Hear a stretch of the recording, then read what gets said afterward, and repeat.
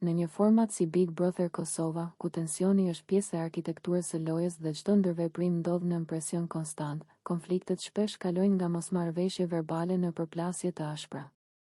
Një nga episodet më të diskutuara të këtij sezoni ishte përplasja mes Klodit dhe Albës, e cila filloi me fjalë të rënda, u përshkallëzua emocionalisht dhe përfundoi me kontakt fizik, derisa ndërhyrja e banorëve të tjerë ndali situatën. Gjithçka nisi nga një debat i tensionuar, ku fjalët u bën gjithnjëherë më provokuese. Në kulmin e përplasjes, Alba përdori një etiketim fyese ndaj Klodit, një fjalë që nuk ishte thjesht sulm personal, por një etiketim stigmatizues.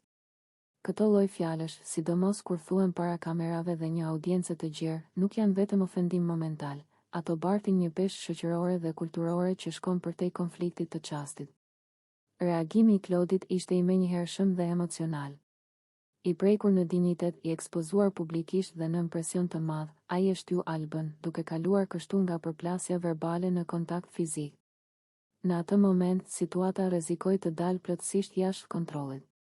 Banorët e tjerë reaguan shpejt, duke ndërhyrë dhe duke i ndarë të dy, ndërsa atmosfera në shtëpi u mbush me tension, heshtje dhe tronditje. Ky incident ngre disa çështje thelbësore që meritojnë analizë të thellë. E para është përdorimi i gjuhës fyese dhe stigmatizuese si mjet konflikti. Fjalët nuk janë neutrale, ato krijojnë realitete. Kur gjuha përdoret për të poshtëruar, për të etiketuar apo për të vënë në shënjestër identitetin e dikujt, ajo shndërrohet në formë dhune psikologjike. Edhe në një lojë ku debatet janë të pritshme, ka kufi që nuk duhen kaluar. Çështja e dytë lidhet me reagimin fizik. Edhe pse reagimi i Klodit erdhi si pasojë e një provokimi të fortë emocional, kontakti fizik mbetet i papranueshëm. Provokimi mund të shpjegojë reagimin, por nuk e justifikon atë.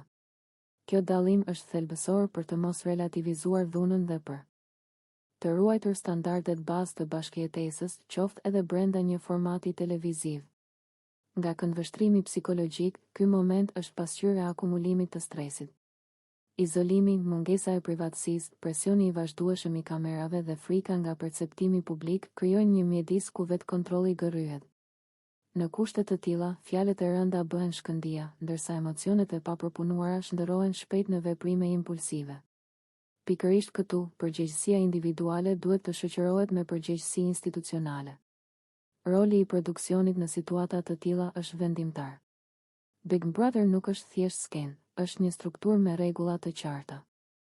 Ndërhyrja e shpejtë për ndarjen e banorëve ishte e domosdoshme, por po aq e rëndësishme është mënyra se si trajtohen pasojat. A dënohet gjuha fyese?